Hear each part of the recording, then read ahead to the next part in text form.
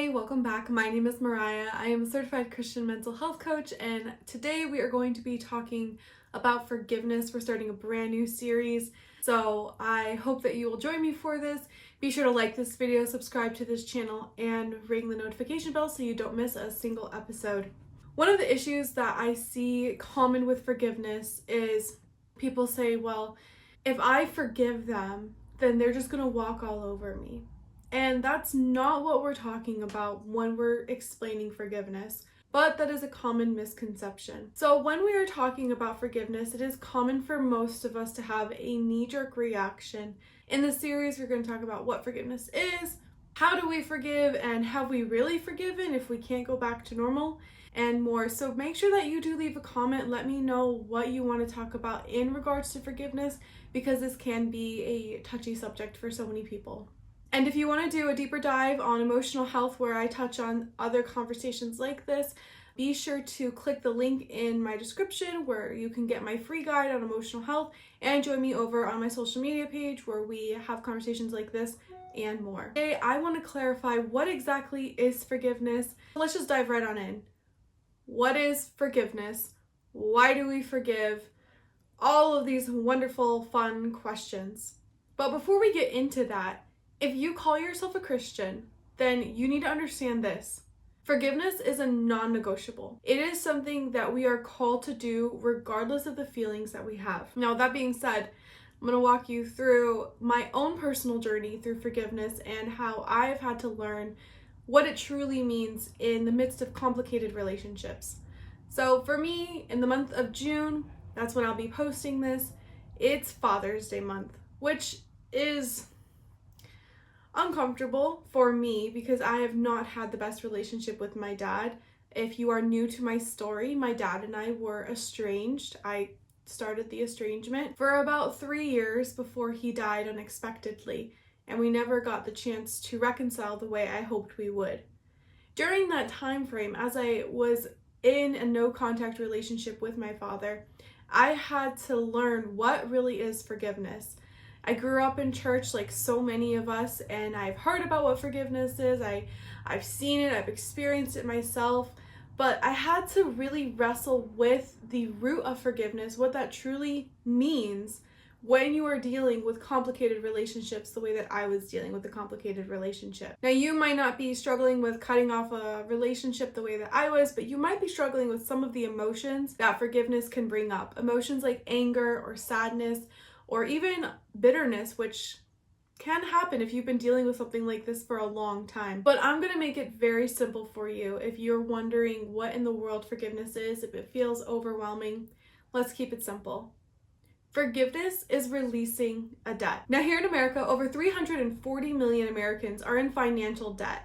So most of us are very familiar with the idea of being in debt, of owing someone something. But what if I told you that we also accrue relational debt?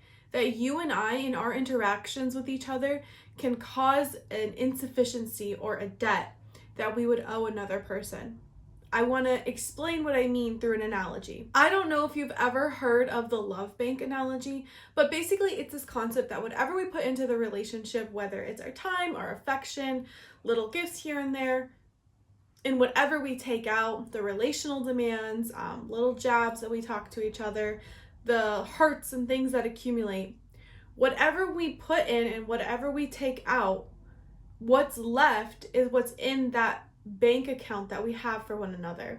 And when someone does something to you, they are depending on the relational equity that they have with you. They are depending on having reserves like you would in a savings account that you can call on to be able to continue that relationship. But after a while, you do tend to run out of relational equity that you have with a person, and you have to decide whether or not you're going to release them from the burden that they have towards you, or you're going to demand that they owe it to you, that they make it up, that they repay you back. And that's the idea of this love bank analogy. Now, to be clear, I'm not emphasizing that we keep score. I don't think that's a healthy way to relate with other people. What I am saying though is we do need to be mindful of how we interact with one another and how that affects the relationships. We can't just demand from the relationship and demand and never give back. That's not a healthy relationship. So forgiveness is just releasing them from the debt. You're releasing them from what they owe you. That if they do something against you, they do not have to make it up to you. They do not have to repay you back. They do not have to be in good standing, that you have just released them from that. You are not looking for vengeance. You are not looking for payback. And you are absorbing the cost of what they have done to you. And I don't think many of us understand what forgiveness is until we've experienced it ourselves. Which is why I say that if you are a Christian, if you call yourself a Christian, then forgiveness is non-negotiable. Forgiveness is something that you have to give because of how much God has given us.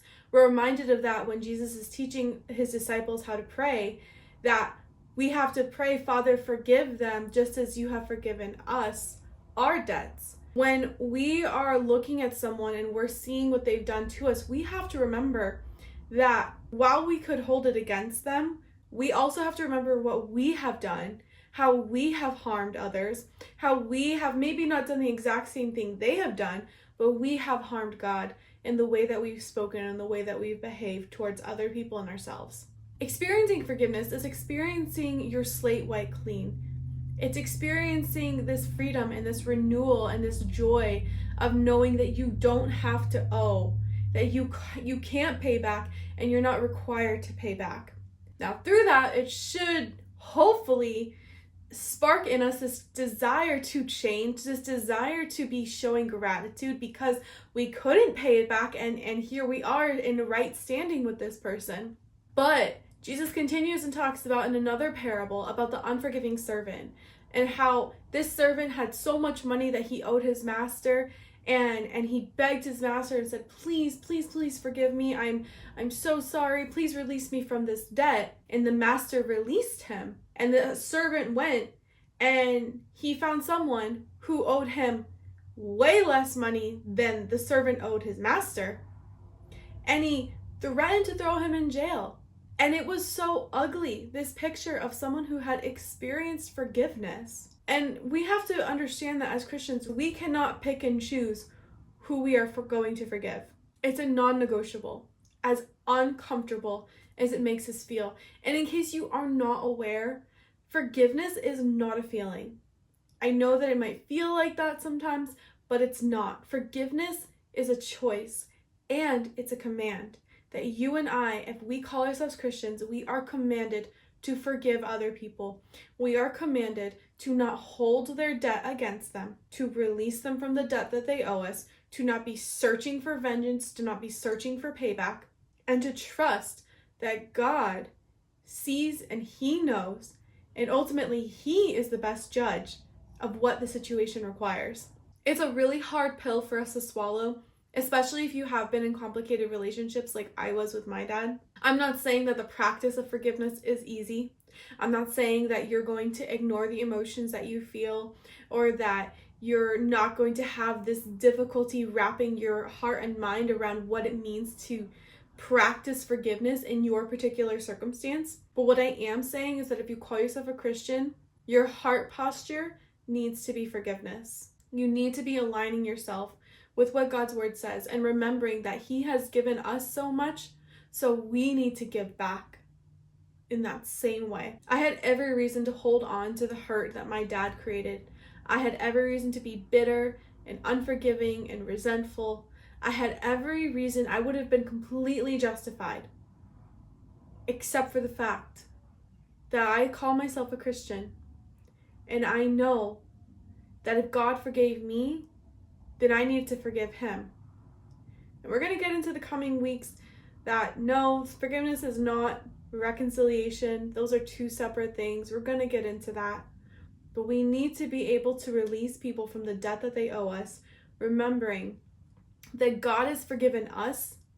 He has released us from the debt, and he is wanting us to walk in freedom, and so we are to do the same thing. We are the ones to decide if we want to have the healing, because forgiveness is what makes healing possible. It wipes the slate clean. It starts brand new. And you have to decide, am I going to start fresh? Or am I going to keep holding on to these wounds that are growing and festering and causing infection to my soul? The choice is ultimately yours. What will you decide today? Thank you so much for joining me. Be sure to leave a comment below. Let me know what you think. I know forgiveness is a heavy topic for so many of us. But what do you want to talk about in this series? Let me know, and I will catch you in the next episode.